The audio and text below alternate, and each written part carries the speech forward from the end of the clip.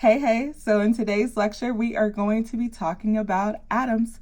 And if you watched my Hierarchy of Life YouTube lecture video, you'll know that atoms are the smallest unit that we can actually measure. So before we get into the lecture, as you know, I like to make sure you're good on a few concepts. So let's talk about matter, elements, and compound.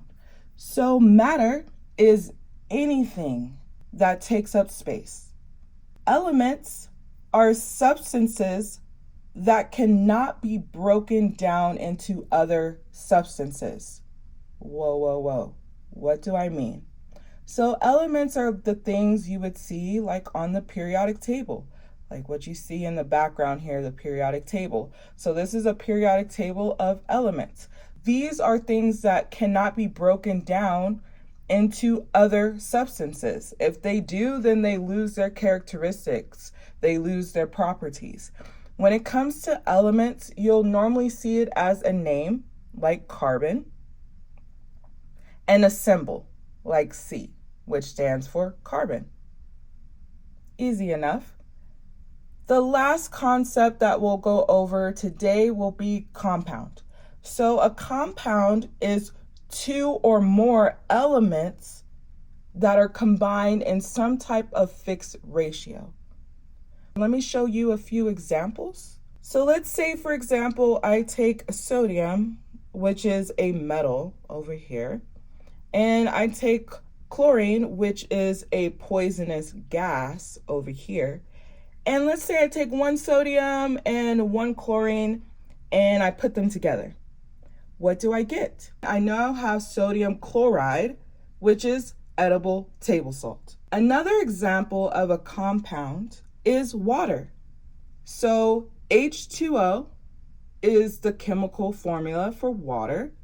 So when you have two hydrogens, which is over here on the periodic table, and an oxygen, which is over here on the periodic table behind the term here, when we have two of the hydrogens and one oxygen, we now have water. The last example that I'll go over with you today will be hydrogen peroxide. I like this in comparison to water because you can really see how the ratio matters. So for hydrogen peroxide, we have two hydrogens and two oxygens. So that is the chemical formula for hydrogen peroxide.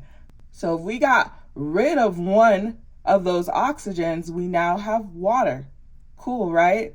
Now that you're feeling pretty good about these terms here, let's go into greater detail about elements. So when it comes to biology, there's 6 different elements on the periodic table that we focus in on. There's sulfur, phosphorus, oxygen, nitrogen, carbon, and hydrogen.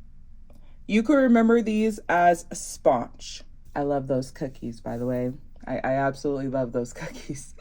But you can remember it as a sponge. So if you haven't had those cookies yet, you haven't tried them, they're delicious. They are tasty. Enjoy while you study. These 6 elements, as well as all the other elements on the periodic table, are made up of atoms. Atoms are the smallest unit of measurement that we have, and they are made up of 3 subatomic particles. So we have a positive charged particle, which is known as a proton. We have neutrally charged particles, which are known as neutrons. Lastly, we have a negatively charged particle that makes up an atom, and these are electrons. Where are these things located at within an actual atom? So an atom has a couple parts to it. It has a nucleus known as the atomic nucleus, where we're going to find our positive protons and our neutral neutrons. Then it also has what's known as these little clouds or shells, and these are where you'll find those negative electrons. Almost forgot the S there on protons. Speaking of protons, let's go into greater detail into each subatomic particle and we're going to start with those protons. So when it comes to protons, there's a cool little term that you'll learn in your lecture or from your professor known as the atomic number. So the atomic number just means the number of protons that you have. So if you were to look at, let's say, carbon, for example, if we look here in the top corner, you'll see the number 6. So that is the atomic number for carbon, which is 6. So what would happen if I was to take away a proton or add a proton to carbon? I will actually be changing the element. So if I took carbon that has 6 protons and gave it, let's say, 7 protons, we now are talking about nitrogen and we're no longer talking about carbon. You are actually going to be changing that element. Before we move on into talking about neutrons, so the neutral charge of an atom, let's talk about what a neutral atom looks like. So when it comes to a neutral atom, the number of protons, so the positively charged things in the nucleus, as well as the number of electrons, so those negatively charged things in the cloud, as long as those are equal, so if you have 3 protons and 3 electrons, this is known as a neutral atom. Easy enough. Now let's talk about those neutrons. So just like with protons, there was a special term that you'll come across known as the atomic number, which is the number of protons. So when you're including the neutrons, we now have a term that you'll learn about known as the mass number. Protons plus the neutrons. Again, if we were to look at carbon, we can see that at the bottom here, we have 12. Yes, it's 12 point something something. We will get into that in just a moment. But ultimately, we have the mass number for carbon, which is going to be 12. And the 12 comes from the 6 protons that the carbon has, as well as the 6 neutrons that it has. So we added those together. That gives us our mass number, which is 12 for carbon. If we were to change the number of neutrons that an atom has, what would we be doing to it? We would be creating what's known as isotopes. So isotopes have the same number of protons, but they're going to have different numbers of neutrons. A good example is if we were to look at carbon. So carbon, we know the mass number is 12, so 12 protons, 12 neutrons. But let's say I added another neutron to the carbon. We now have what's known as carbon 13. So there's still the 6 protons because we can't change the proton number. Otherwise, we're talking about a completely different element. So I went ahead and changed the number of neutrons. I gave it 1 extra neutron. So now it has 7 neutrons instead of the 6. So now we have what's known as carbon 13, which is an isotope of carbon 12 or carbon. Another term or concept that will come up other than the mass number when it comes to the neutrons is a term known as the atomic mass. So the atomic mass of an atom, it's the total mass of that atom. It's an averaged out number, so it's that decimal number that we'll see. So for example, if we look at carbon right here, it's 12.011. So that 0.011 is actually including all the different isotopes of carbon that you can have. So that's what's going to be giving us that decimal number. So before we move on into talking about electrons, let's do a quick little overview just to checkpoint these different terms, because I know they could be kind of hard to kind of distinguish and separate what means what. When it comes to the protons, we have the atomic number, which is the number of protons. When we're including the neutrons, we have the mass number, so it's the number of protons plus the number of neutrons. And then lastly, we have the atomic mass, which is going to be the protons plus the neutrons and including any isotopes. The last subatomic particle that we will talk about will be the electrons, which are negatively charged.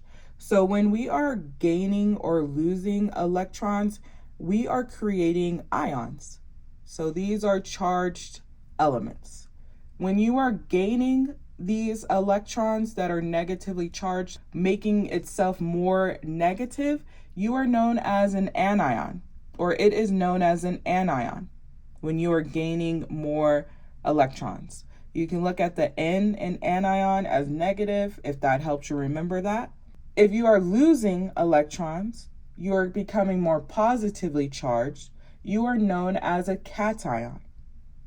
You can either, one, think of cats as being positive to help you remember this, or you can look at the T in the middle and think of it as a plus sign as positive. So let's say, for example, you lose 2 electrons. You then are going to have a positive 2 charge. Makes sense? So you lost 2 negative things. So you got a 2 positive charge. Let's say that we gain 1 electron. You are now going to have a negative 1 charge because you gain a negative thing. So I hope that helps with understanding those. So if you saw, for example, calcium on the periodic table and it has a 2+, that means that it lost 2 of its electrons. The cool thing about electrons is that they have energy. More importantly, or more specifically, they have what's known as potential energy. So what I have here is just a simple visual way for us to visualize these energy shells or energy levels that the electrons are in. So when it comes to these shells, there's a certain rule that you want to remember. So on the first shell, we can fit up to 2 electrons. On the second shell, we can fit up to 8 electrons. And then on the third shell, we can fit up to 8 electrons. So 8, 2, 8, 8. So on the first shell, 2 electrons, on the second shell, 8 electrons, and on the third shell, 8 electrons. So this is the maximum amount of electrons that can fit on each energy level or shell. When it comes to the first shell, this is known as our lowest energy level. The second shell is a higher energy level, and the third shell is our highest energy level, or where the electrons have the most potential energy. When it comes to these 3 shells, in order for an electron to go from the first to the third shell, it's going to need energy for that. When it's going from the third or the highest energy level to the first shell, that energy that's being lost, we can actually harness that energy to do work for us. Before we go over an example of an element and where we would put the electrons on these shells, let's talk about the last shell, which is very, very important. This last shell is known as the valence shell, and it is the outermost electron shell. This is the shell that will actually be interacting between elements. Now, those electrons that we find on the valence shell, these are known as valence electrons. Easy enough. They're just a number of electrons that are on that outer shell. So the valence electrons. Let's go over an example just so you feel good and confident of where to put the electrons when it comes to different elements. I like to use carbon as a good example, so let's just stick with that. So let's put C in the middle for carbon. So again, if we look at carbon on the periodic table, the atomic number, which is the number of protons, is going to be 6. Since we are just talking about a neutral atom here, remember that the number of protons have to equal the number of electrons. So if I know the number of protons, or that atomic number, is 6, then that must mean there is also 6 electrons. So let's place them here on the electron shell. So remember, 2 electrons can fit on that first shell. So we have 1, 2. And then carbon has a total of 6, right? So we're going to make sure that we place the other 4 on that second shell. The second shell can fit up to 8 electrons, but carbon only has 4 more, so we'll put those there. So 1, 2, 3, 4. Let's make sure we have those 6 electrons. So we have 1, 2 on the first shell, 3, 4, 5, and 6. So we have a total of 6 electrons. And so when it comes to carbon, the number of valence electrons it has is 4. So that means it can make 4 bonds, but we will get into that next lecture. Happy studying.